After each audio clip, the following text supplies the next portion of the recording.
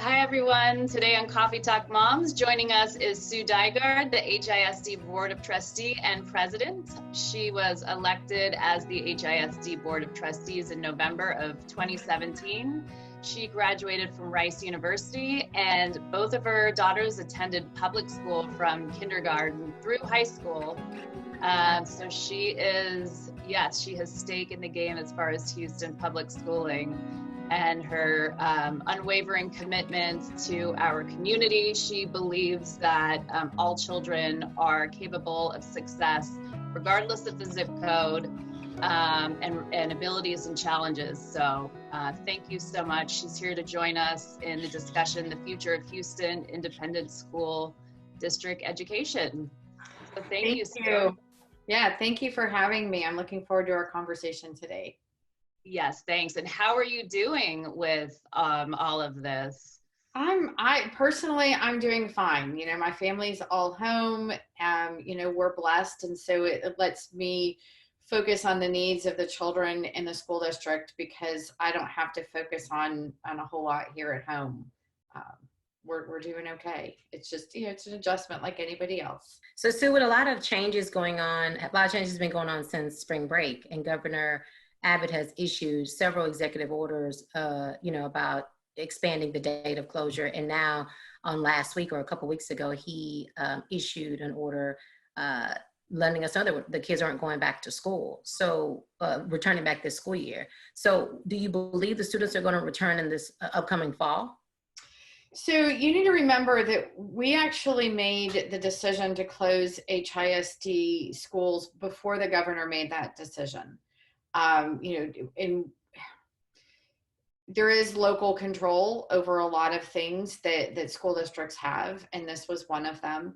And, you know, I think our administration is working, you know, parallel problems right now. How do we educate kids while they're at home, as well as what does returning to school look like that is healthy and safe for our children, for their families, and for our employees. And the board is going to be voting next Monday on a set of emergency priorities that give directive to the administration, you know, specific, you know, we only have 2 employees. I don't think people realize this, that the school board, we're the governance. We don't run the day-to-day operations of the school district. We set the vision and goals that are reflective of the interests of the community and the values of the community.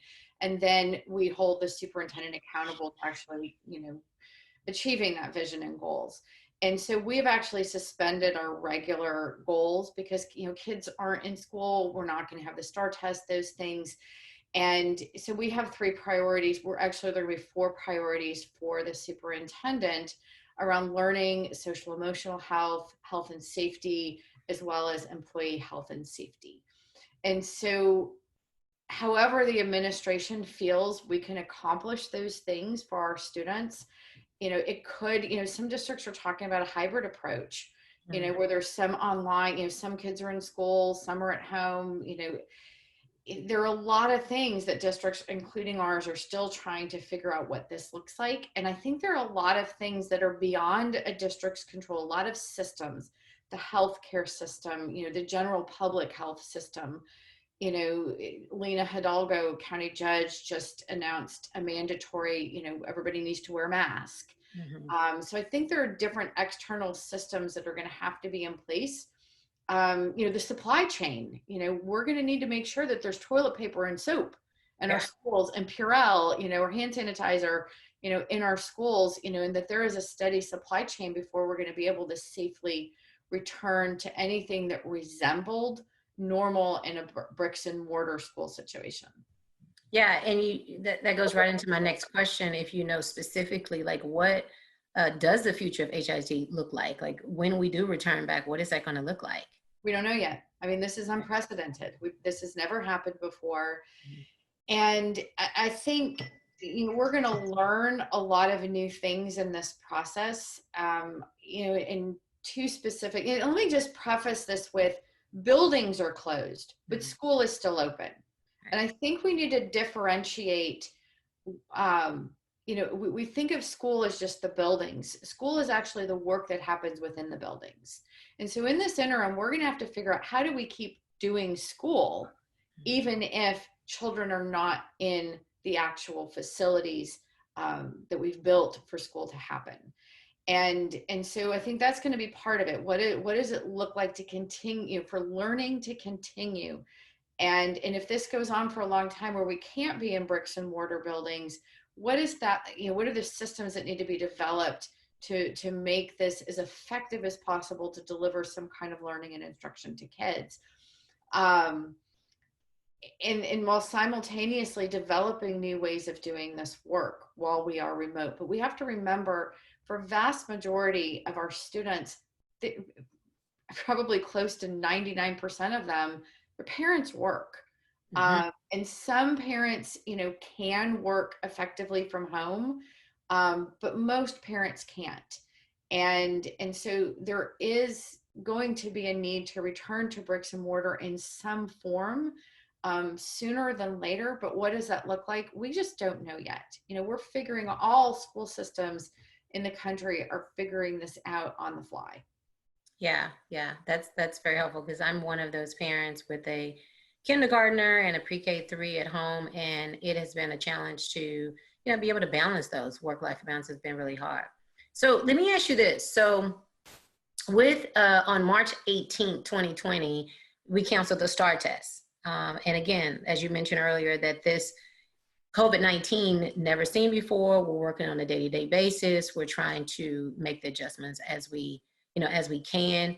And with something like this happening, has HISD, or will HISD consider possibly offering the STAR online? Because this was a big hit for the schools and the students that it's not being administered. Yeah, well, you need to understand that was not an HISD decision. That was a state level decision. It is a state assessment. They're the ones who require it. They're the ones who, create the tests. And so HISD, even if we wanted to administer the STAR test, I don't know if there is a STAR test to administer online. And we also, all of our kids don't have access to technology yet. We're working on that. It would also require, a young child, parent to be able, even if we get a computer in the hands of a child whose family can't afford to provide it for them, and we get them a Wi-Fi hotspot, a young child, the parents are still going to have to help the child, get online. And the parents don't necessarily know how to do that. So there are a lot of inherent challenges, even if HISD wanted to do that. Now, I do think the value of having some kind of assessment right now is it gives us a baseline for our children for the future. Where are they starting at the beginning of this crisis? And then through it, monitoring, how, especially the gaps between different student populations. We're, monitoring the growth, and then where are kids going to be starting? Should we go back to a traditional method of academic delivery in the fall? We're not going to have that data. And I think that that's important. We throw out what anybody might feel about the STAR. There are a lot of emotions around the STAR. Right. But we do need some kind of an assessment so that we know where our kids are at and how they're doing. Now, HISD does have what we call the Renaissance assessments that we administer beginning of the year, middle of the year, end of the year. I don't think we're going to be doing that at all this school year. And again, that's an administrative decision. And we have suspended our monitoring calendar that relies on those assessments anyway. But I can see us returning to that as a district in the fall, so that we know where our kids are starting. So we know, we have summer slide as it is, the kids, here's where they are at the end of the school year. And we know that they slide over the summer. Right. And, we can tell that by the beginning of the year assessment that we give them in August and September. And so we're going to have a bigger slide. We're going to have the COVID slide. And so we're going to have, in my opinion, this is my opinion as an individual, some way of assessing how our kids are walking into the door, if they're walking into a door next fall. That is a local decision. The STAR, that's a state level decision. And so we really have no control over that. You know, talking with a lot of my parents, you know, I agree with you. I didn't realize that the slide now is a COVID-19 slide. That's very clever.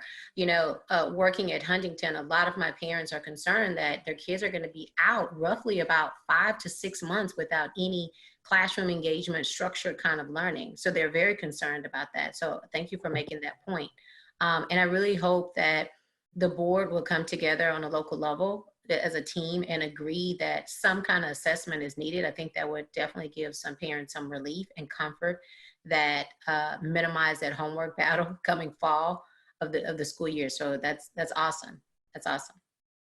Well, and I want to be clear, you know, our kids, it isn't just HISD that is in this boat. Oh yeah. It's really easy for parents, you know, when they had this, you know, trajectory planned out for their kids, you know, here's what they, you know, these different benchmarks for their child to meet before their child is, you know, going to apply to whatever college they're going to apply to when they're a senior in high school. Every child, you know, every child in the country is in the same situation. And HISD does not operate in the bubble. You know, I am on calls, you know, every week with other school districts from around the country. Our administrators are on calls with administrators from around the country. Our superintendent is on calls, you know, from around the state and also from, you know, Region 4 that we are part of here locally. All school systems are trying to figure this out. And even though our kids are going to have this gap, the conversation isn't just, okay, we're just going to ignore this gap. It's going to be, how do we mitigate it? Yes. You know, first of all, how do we minimize it? And that's why the board is prioritizing. Learning is still going to continue. Is it going to be at the same pace and at the same rigor as it was before? Probably not for the interim. Is it going to look exactly the same for all children? No, it's not going to, at least at the start, because every child doesn't have access to technology. And like I mentioned earlier, even if they have access to it, you know, the access goes beyond just the tangibles. It also goes to that technical prowess that may not exist within their household for them to fully access it. So, you know, when, you know, what we're going to be having to figure out is school systems is how do we then accommodate that gap that the kids are going to be coming to school with whenever we return to school, and how do we fill it in? Yeah. You know, kid who's behind in reading or math or whatever, how are we collectively as education systems filling that in without lowering standards? Because we all still, you know, there's a certain set of knowledge and skills that children need to have when they leave our K-12 system, whether they're going into college or career. They still need this certain set of knowledge and skills. And so we're going to have to figure out how that gets filled. Some of the conversations have been around, do we start school early in the fall? Do we have an extended school year, which many would argue we should have had to begin with? Mm-hmm. You know, should we have extended school days? If, you know, I shouldn't say if, we will eventually go back to brick and mortar schools, but when we return to those brick and mortar schools, will we have an extended school day? How do we fill in this gap? You know, that isn't just more homework. Yeah, and on that note, actually, that segues great into my question, which is from the parent side of it. So I'm struggling with homeschooling a little bit, you know, just as a single mom of 2 boys, one's 4, one's 7. You know, I'm also trying to run my business, keep the house going, get outside, get them exercise. And I feel like, you know, sometimes I can really like only get through maybe 20% of what, you know, is being asked. And what are the realistic expectations? So let's start with the word that you just used of homeschool. I'm choosing to say we're not homeschooling in our house. We're schooling at home. Oh, yes. I feel like there is a difference. I feel like homeschool is an intentional choice that a family makes to provide education for their children at home. And anybody whose kid was in a school outside their home, this is not an intentional choice you're making right now. And you still, you know, again, I'm going back to, you know, the board's priorities for the administration are that learning continues. So there is still some kind of instruction and educational delivery that is happening by our teachers and by our school district. And that is true for most school systems, and not necessarily all, but most school systems in the country right now. And I think there's, the role of the family right now, if you are schooling at home, is to be having conversations. And again, this is my opinion, having conversations with your child, every day. And it depends on the age of your child as well. Is the school, whatever the school is providing, you don't want to helicopter most of us are trying not to helicopter our kids to begin with, right? If you have an older kid, they're an independent learner. You're not going to college with them. So your high school kid should be able to receive what's being sent home from school and self-direct themselves. They're not all doing that. My own kid is having her own little bumps with that.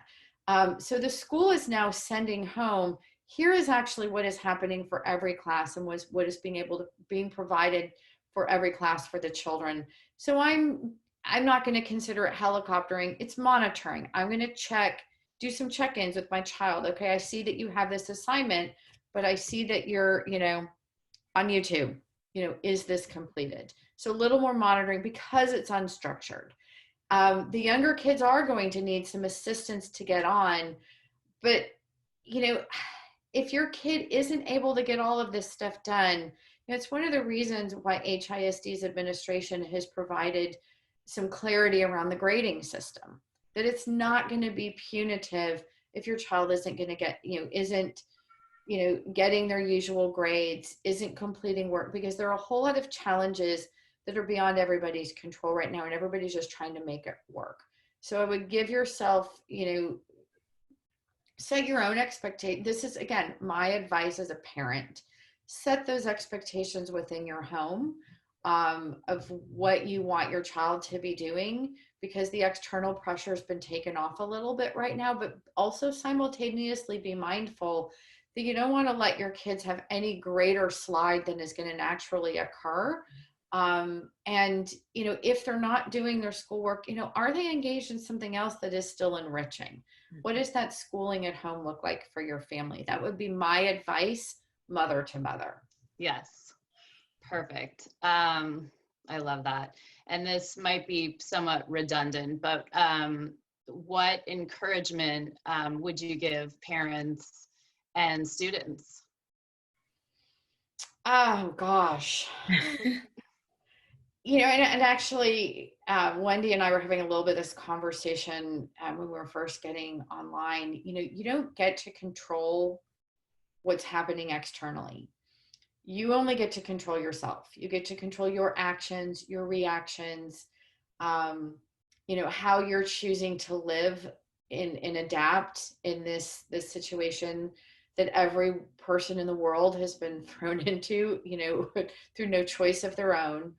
And so I think that there should be a lot of room for grace, a lot of room for grace with our children, a lot of room for grace with our spouses and partners, with ourselves, with our coworkers. Glitches are going to happen, technology glitches as we experience this, they're going to happen. And I also would encourage people to be open to possibility. I shared in our first board meeting that we did virtually, there's a lot of conversation of thinking outside the box. And I said, we need to throw that box away. Mm-hmm. And we need to think about, I said, this new space that we're in, especially as it relates to education, there are still some givens that, we things that we don't control. We don't control that we're in this situation, but we get to control how we respond to it. And we get to control sort of how we innovate within this as an education system, but I think just a society in general. And to be mindful of the new opportunities that we have for how we live our lives and how we educate our children and how we work. And we were also talking, and I think this is when Wendy was having her technical glitch, that in the early days of this, I noticed women weren't wearing makeup on Zoom calls. And I'm like, y'all are beautiful. You know, and now we're adapting back to that, I think, for a variety of reasons. But there are a lot of things that took our time, that took our children's time. And even my own child was outside with power tools with my husband making props for some screenplay she's choosing to write all on her own. And she said, I didn't have time to do this before. You know, so what are the things that you didn't have time to do before that you're going to want to continue to embrace when we come out of this on the other side? And I think that we all should be thinking about that right now, with our children, with our families, with our coworkers. That would be my advice. Yeah, that's beautiful. I love it. I know I've been so impressed how quickly everyone, you know, the world switched over to technology and, you know, even fitness classes and cooking. I mean, everything. And then just the time has slowed down and we've really been able to enjoy our family and take on those, you know, extra hobbies and, you know, those projects that we didn't have time for. So thank you so much. That was excellent. I really appreciate your time, and thanks again for your service and your commitment to providing the best education for so many students in Houston. So thanks for joining us. And everyone, thank you for listening to Coffee Talk Moms. Please comment and subscribe, or you can go to coffeetalkmoms.com for a collection of upcoming videos and hot topics. Thank you.